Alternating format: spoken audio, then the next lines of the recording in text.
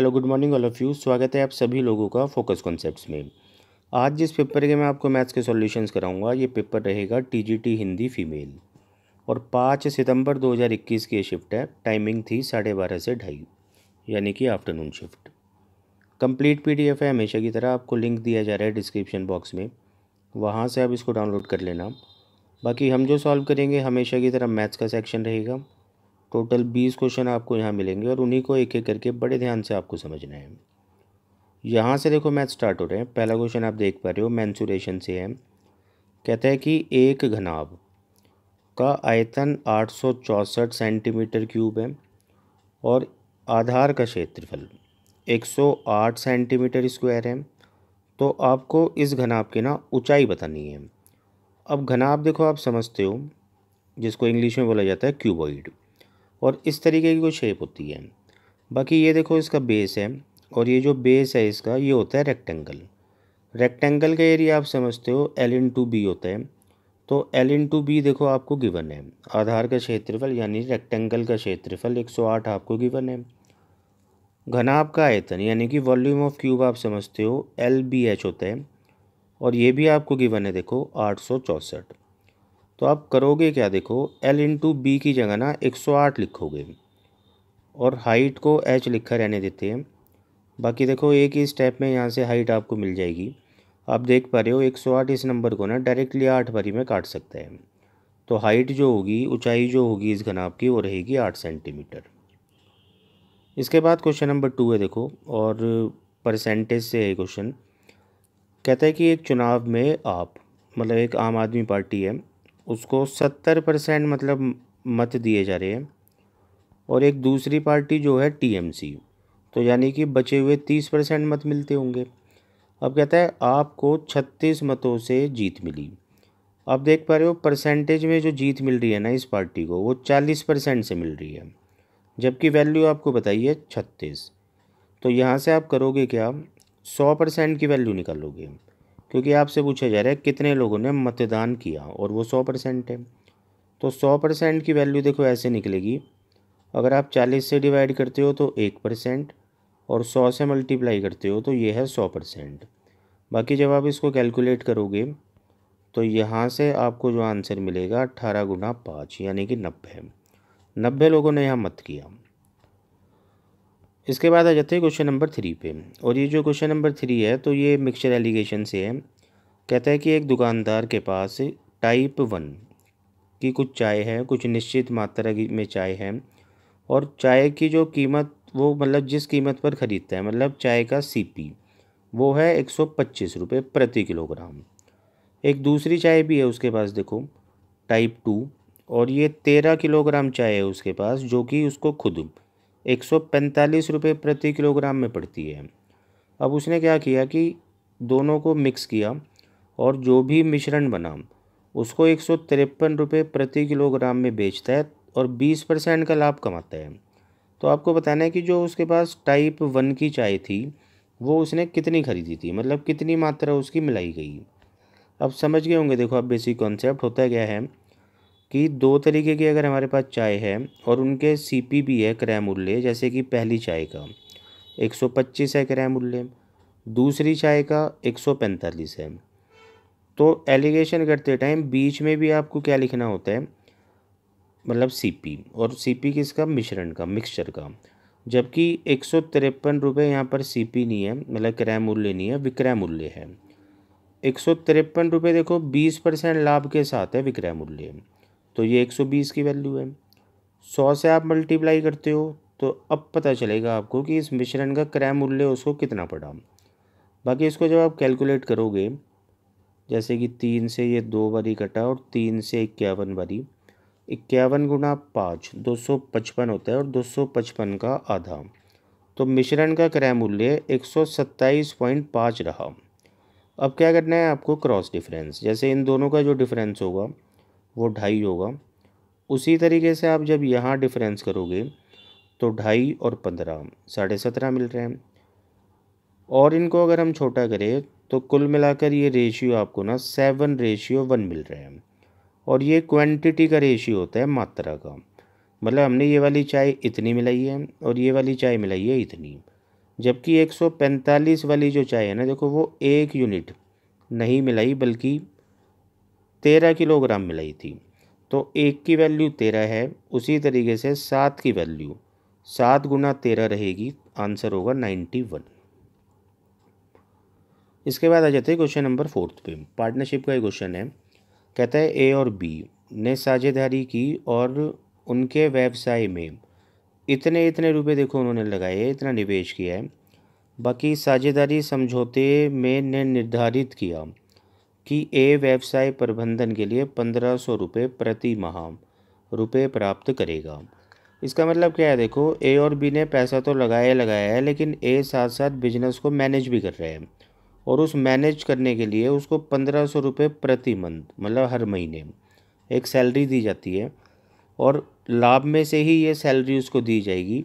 इसके बाद जो भी लाभ बचेगा वो ए और बी में बांटा जाएगा और वो भी निवेश के अनुपात में। बाकी देखो वार्षिक लाभ आपको बता रखा है 45,000 रुपये है, तो 45,000 रुपये में से बी का हिस्सा पूछा है। करना क्या है आपको, देखो सबसे पहले 45,000 में से ना ए की सैलरी देनी है और 1500 रुपये के हिसाब से 12 महीने तक 18,000 रुपये बनते हैं।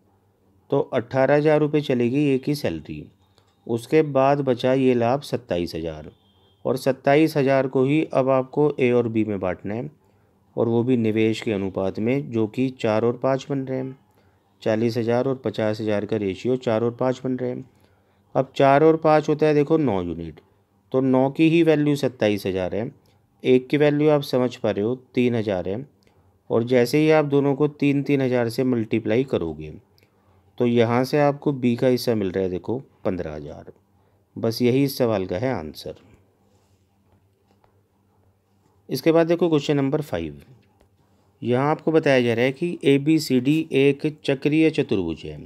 अब चक्रीय चतुर्भुज का मतलब क्या होता है, साइक्लिक क्वाड्रिलेटरल।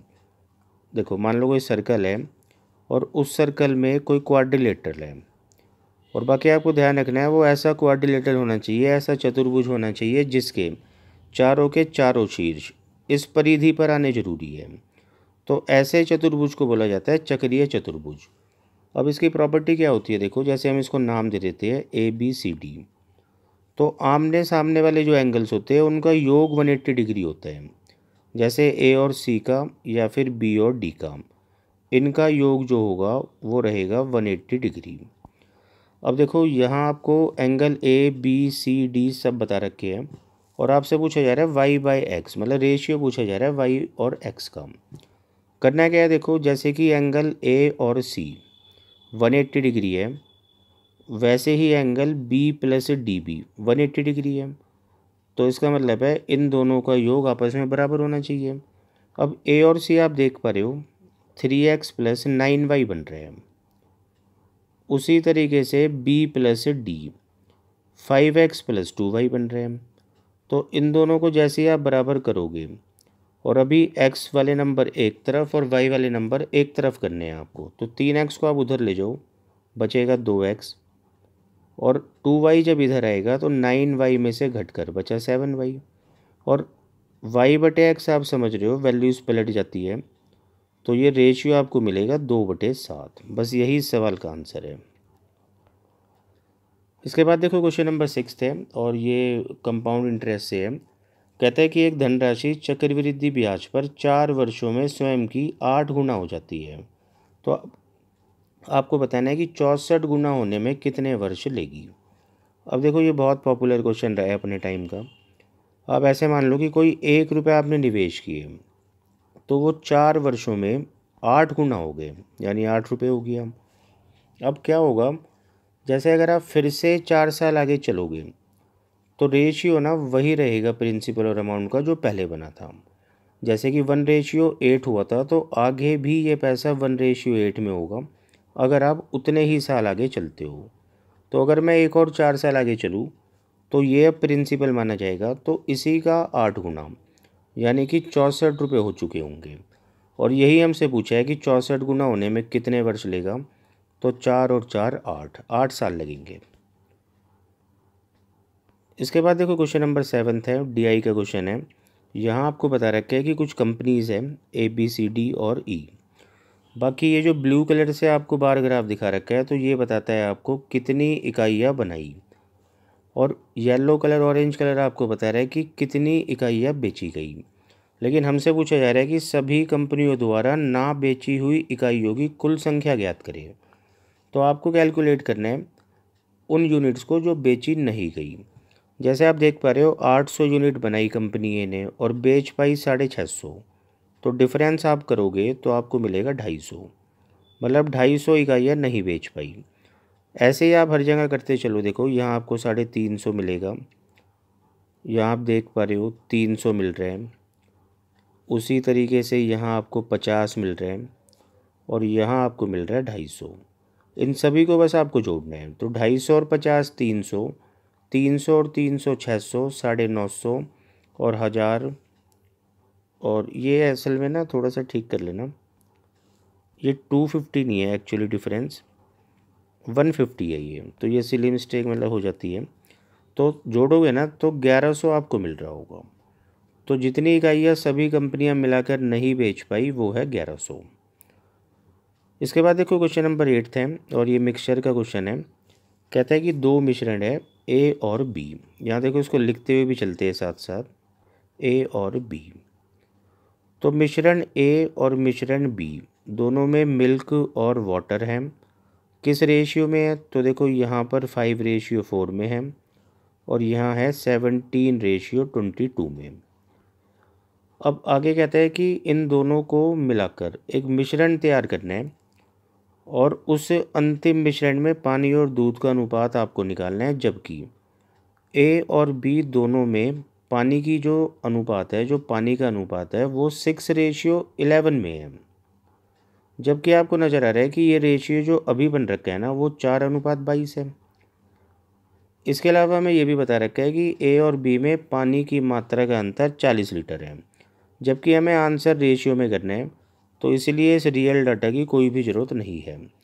मेन काम क्या है देखो कि 4:22 को आपको 6:11 बनाना है। और ये रेशियो को कैसे बदला जाता है बड़े ध्यान से आपको समझना है। देखो पहले आप इन दोनों को करोगे बराबर, बराबर करने का मतलब 1:1, और बराबर आप कर पाओगे जब इनका एलसीएम निकाल लोगे। एलसीएम होगा इन दोनों का 44। 44 बनाने के लिए आप इसको 11 से और इसको 2 से मल्टीप्लाई करोगे। अब ये 1:1 बन चुका है, लेकिन हमें 6:11 बनाना है, तो इसलिए आप यहाँ 6 से और यहाँ 11 से और मल्टीप्लाई करोगे।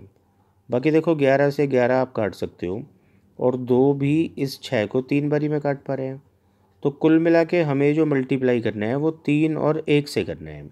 ऊपर वाले नंबर्स को 3 3 से और नीचे वाले नंबर्स को 1 1 से। अब आप 1 से करो या मत करो, बात एक ही है।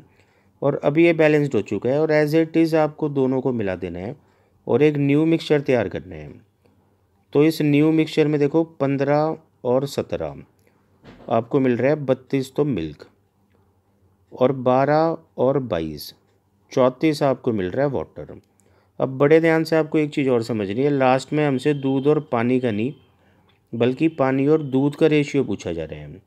तो आपसे यानी कि 34 और 32 का रेशियो पूछा जा रहा है, जिसको आप छोटा करके 17:16 लिख सकते हो। इसके बाद देखो क्वेश्चन नंबर 9 है और टाइम एंड वर्क से है। ये कहता है ए और बी मिलकर किसी काम को 10 दिनों में कर सकते हैं, जबकि बी और सी मिलकर इसे 25 दिनों में कर सकते हैं, और तीसरी टीम है सी और ए की, तो ये मिलकर इस काम को 50 दिनों में कर सकते हैं। अब सबसे पहले क्या करोगे आप, देखो एलसीएम से टोटल वर्क बनाओगे। एलसीएम इनका 50 है और 50 यहाँ पर टोटल वर्क रहेगा। इसके बाद किस टीम की क्या क्षमता है, देखो इस टीम की क्षमता 5 है, इसकी 2 आ रही है और इसकी 1। काम हमें तीनों से मिलकर करवाना है, तो इसका मतलब हमें क्षमता चाहिए ए बी और सी की। बाकी ए बी और सी की क्षमता कैसे निकलती है इस केस में, देखो जब आप इन तीनों को जोड़ोगे तो आपको मिलेगा 2 of A plus B plus C, और राइट हैंड साइड में देखो इनको जोड़ने पर 5 और 2 7 और 1 8 बन रहे हैं। तो वो जो 2 ऑफ ए प्लस बी की वैल्यू 8 मिल रही है, तो ए प्लस बी प्लस सी की वैल्यू 8/2 यानी 4 मिल रही है। या फिर आप ऐसे समझ लो, कभी भी ये 3 इक्वेशन होती है तो हमें बस इनकी क्षमताओं को जोड़ के ना आधा करना होता है। 5 और 2 7 और 1 8 और 8 का आधा 4। तो ऐसे हमें मिलती है तीनों की क्षमता। अब ये जो 50 का हमें तीनों से करवाना है, तीनों की क्षमता 4 है। जब बस आप इसको कैलकुलेट करोगे तो बहुत आसानी से आपको मिल जाएगा। 12.5 दिनों में तीनों काम को कर सकते हैं। इसके बाद देखो क्वेश्चन नंबर 10 फिर से कंपाउंड इंटरेस्ट से है। आपको एक प्रिंसिपल मूलधन बता रखा है 52,000। 3 वर्षों के लिए आपने इसको निवेश किया है 10% वार्षिक दर से। तो आपको बताना है यहाँ पर कुल ब्याज आपको कितना मिला। अब 10% की फ्रैक्शन देखो 1/10 होती है, और 1/10 का मतलब होता है कि प्रिंसिपल अगर 10 के रेशियो में तो अमाउंट 11 के रेशियो में, और 3 साल तक आपको चलना है सेम रेट के साथ। तो यानी कि आप क्यूब लगा दोगे बस। तो आपको प्रिंसिपल और अमाउंट का रेशियो इतना इतना मिल रहा है, और इनके बीच का जो अंतर होता है वो 3 साल का आप कहोगे ब्याज है। अब आपको प्रिंसिपल बता रखा है कि 1000 यूनिट की जो वैल्यू है वो 52,000 है, तो 1 यूनिट की वैल्यू 52 हुई। ब्याज आपसे पूछा जा रहा है, सिंपली आप 331 को ना बस 52 से मल्टीप्लाई कर लेना और आंसर आपको बहुत आसानी से मिल जाएगा। क्वेश्चन नंबर 11 आप देख पा रहे हो, इसमें कुछ भी बताने लायक नहीं है। यहाँ पे एक्स लिख लेना और इसको पूरा कैलकुलेट करना, आंसर आपको मिल जाएगा। इसके बाद क्वेश्चन नंबर 12 पे आ जाते हैं, और पाइप और टंकी से ही क्वेश्चन है। कहता है कि भाई 3 पाइप है एक्स वाई और जेड, और तीनों पाइप देखो 8 घंटे में एक टंकी को भर सकते हैं। आगे कहता है उस पर 2 घंटे एक साथ काम करने के बाद, मतलब तीनों पाइपों को 2 घंटे तक खोल के रखा। उसके बाद हमने क्या किया, जेड को बंद कर दिया, और जो भी पानी बचा था, जो भी टंकी बची थी भरने से, तो एक्स और वाई ने उस बची हुई टंकी को 12 घंटे में भर दिया। अब आपको बताना है कि जेड को कितना समय लगेगा अगर वो अकेले इस टंकी को भरे। कर क्या सकते हो, देखो आप इस टंकी की कुल क्षमता ना 8 मान लो, और x plus y plus z जैसे कि 8 घंटे में भर पा रहे हैं, तो उसका मतलब प्रति घंटे की जो इन तीनों की क्षमता हुई वो 1 हुई। और 2 घंटे देखो इन्होंने साथ में काम किया था, 1 घंटे का काम इनका 1 है तो 2 घंटे का काम 2 होगा। अब 8 में से 2 टंकी भर चुकी है तो शेष बची 6, और ये किसने भरी है, एक्स और वाई ने, और वो भी 12 घंटे में।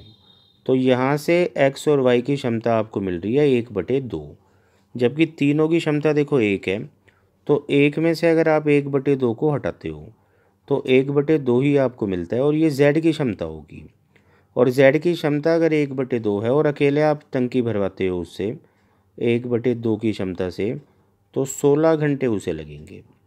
16 घंटे रहेगा इस सवाल का आंसर। इसके बाद क्वेश्चन नंबर 13 थे, देखो एवरेज का क्वेश्चन है। कहता है कि दुकान में 21 श्रमिकों का औसत भार 45 किलोग्राम है।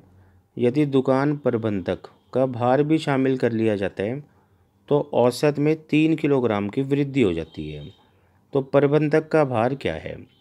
अब इसके मैं आपको 2 तरीके बताऊंगा। देखो डिटेल आपको आता है, अगर आप 21 की मल्टीप्लाई 45 में करते हो तो उन सभी 21 वर्कर्स का टोटल वेट आ जाएगा।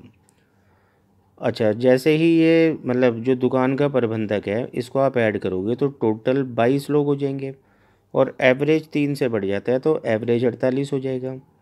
तो इनको मल्टीप्लाई करने पे आपको योग मिलेगा इन 22 लोगों के वजन का, और दोनों का डिफरेंस बस आपको करना है।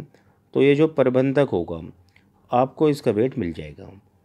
दूसरा तरीका क्या होगा, देखो जैसे कि 21 श्रमिकों का वर्कर्स का एक ग्रुप बन रखा था, और उस ग्रुप का एवरेज 45 किलोग्राम है। अब आप ऐसे सोचो कि अगर कोई एक नई ट्रम आना चाहती है और मान लो कि वो भी 45 से ही आए, बिल्कुल मतलब प्रबंधक का वेट भी अगर 45 ही होता तो इन सभी लोगों का एवरेज 45 ही बना रहता। लेकिन प्रबंधक के आने के बाद जैसे कि एवरेज में वृद्धि हुई है, तो इसका मतलब है प्रबंधक इन सब के एवरेज से एक्स्ट्रा था। और कितना एक्स्ट्रा था बस ये आपको समझना है। जैसे कि एवरेज इसने 3 से बढ़ाया है, तो 3 से एवरेज इसने सभी लोगों को मतलब दिया है, 3 से सभी लोगों पर इसने एवरेज बढ़ाया टोटल 22 लोगों पर। तो यानी कि ये 66 जाता है 45 से, और 45 में जब आप 66 जोड़ोगे आंसर आपको मिलेगा 111 किलोग्राम। क्वेश्चन नंबर 14 पे आ जाते हैं। देखो एजेस का क्वेश्चन है। एक तो है यहाँ पर अमर और दूसरा है भूपेंद्र।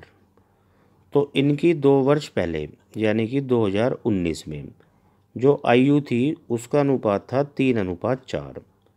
2 वर्ष बाद यानी आज से 2 वर्ष बाद 2021 के 2 वर्ष बाद आएगा 2023। 2023 में इनकी आयु का अनुपात था 4:5 और आपको उनकी वर्तमान आयु का अनुपात बताना है। अब देखो करना क्या है आपको, जैसे कि दो लोगों की एजेस का डिफरेंस ना हमेशा सेम होता है, तो आप इस रेशियो को थोड़ी देर के लिए एजेस ही मान लो और डिफरेंस चेक करो। तो आप देख पा रहे हो यहाँ पर भी आपको 1 का डिफरेंस मिल रहा है और इन एजेस में भी 1 का डिफरेंस मिल रहा है। तो यानी कि ये एजेस का डिफरेंस सेम है। अगर ये सेम है तो ठीक है, अगर नहीं होता तो फिर हम इनको सेम करते हैं। डिफरेंस सेम करने के बाद आपको क्या करना है, देखो दोनों की एजेस आपको बढ़ती नज़र आ रही है 1 से, लेकिन ये एजेस 1 से नहीं बल्कि 2019 से 2023 तक 4 साल से बढ़नी चाहिए। अब 1 की वैल्यू 4 है, आप बस 4 से मल्टीप्लाई करो और इनकी रियल एजेस आ जाएगी।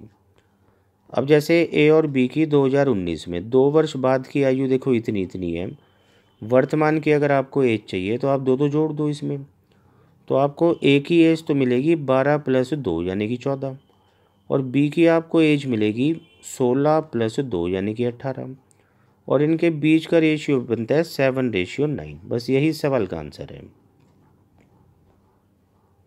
इसके बाद देखो क्वेश्चन नंबर 15 है, डीआई का क्वेश्चन है। आपको पाई चार्ट दिखा रखा है और बता रखा है कि कोई एक आदमी है तो उसका धन आपको दिखा रखा है वो कहाँ कहाँ निवेश करता है, मतलब किन मुद्राओं पर। अब यहाँ आपसे सवाल ये पूछा जा रहा है कि जो बिटकॉइन में उसने निवेश किया है, आप देख पा रहे हो 42%, और इसके अलावा जो अन्य सभी मुद्राओं में निवेश किया है, आप समझ रहे हो पूरा डाटा 100% है।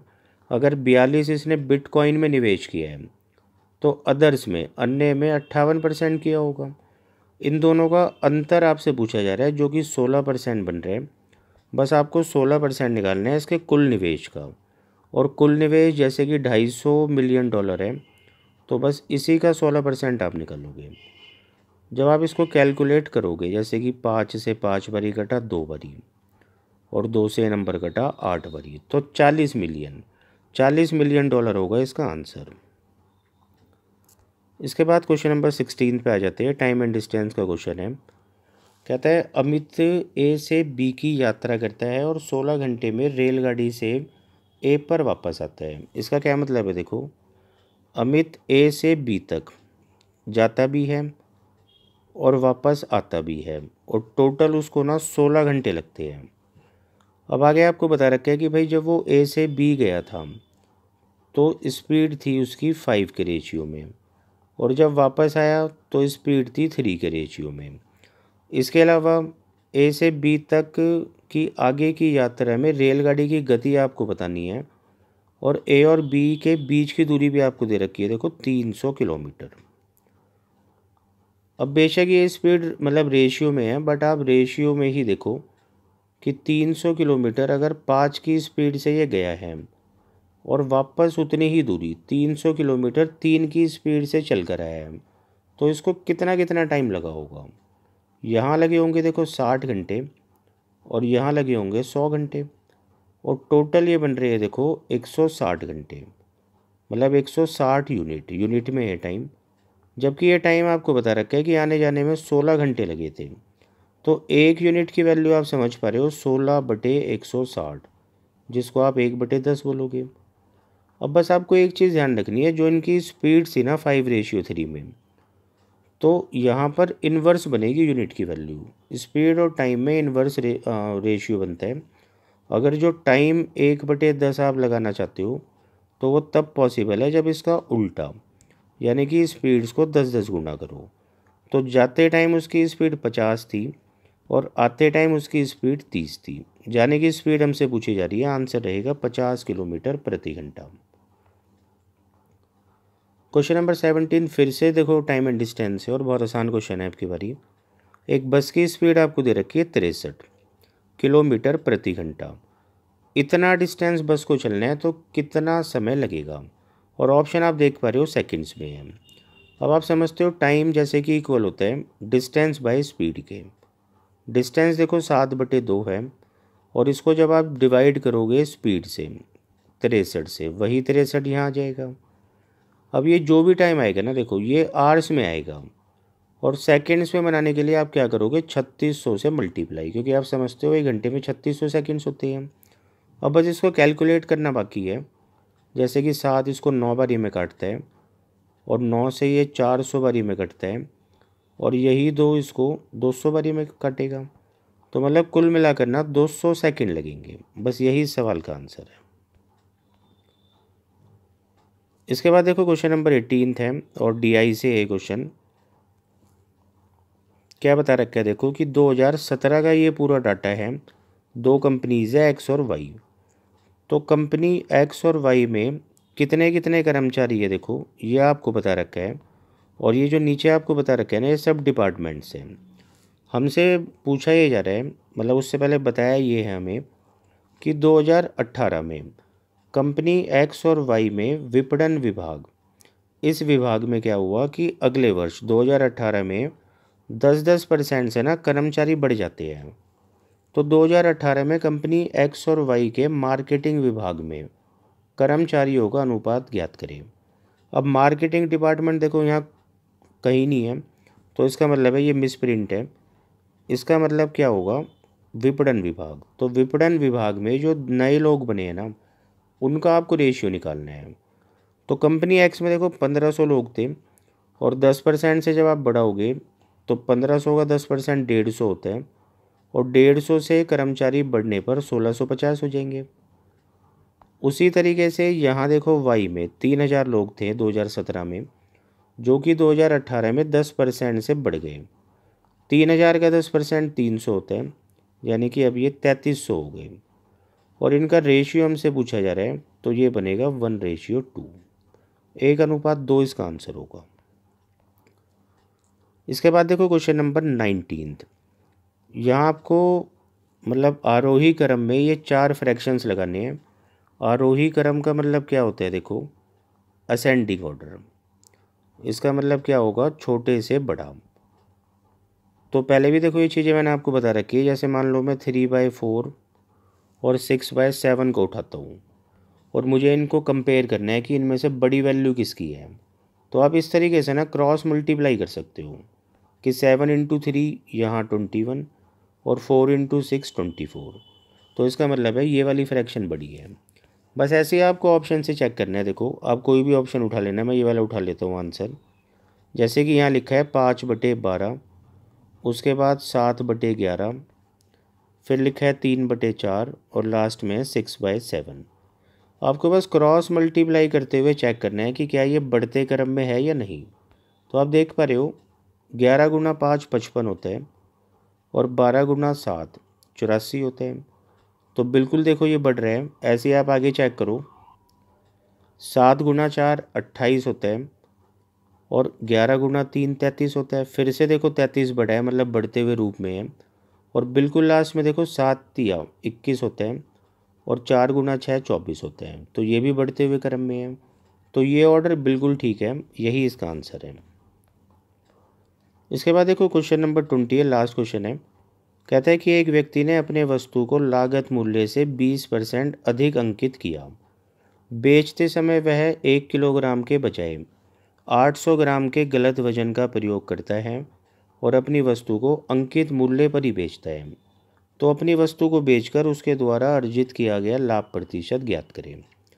अब आप देखो इसमें क्या मानोगे कि दुकानदार के पास जो सामान है ना वो खुद उसको 1 ग्राम 1 रुपये में पड़ता है, और मान लो कोई ग्राहक उससे सामान लेने आया 1 किलोग्राम यानी कि 1000 ग्राम।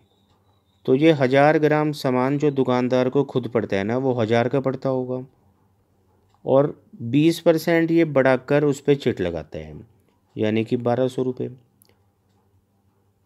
और आगे आपको बता रखा है देखो अपनी वस्तुओं को अंकित मूल्य पर ही बेचता है, यानी कि बेचा उसने 1200 में ही है। बट उसने किया क्या कि 1 किलोग्राम की जगह ना 800 ग्राम वजन तोला है, और 800 ग्राम उसको खुद कितने का पड़ेगा। अगर 1 ग्राम 1 का पड़ता है तो आप बोलोगे 800 रुपये का। तो ये जो 1200 रुपये उसको मिल रहे हैं ना, असल में उसके लिए CP 800 रुपये होगा, मतलब वो 800 वाले सामान के 1200 मिल रहे हैं। आप देख पा रहे हो 400 रुपये का उसको प्रॉफिट हुआ है, और वो भी 800 पर। परसेंट के लिए 100।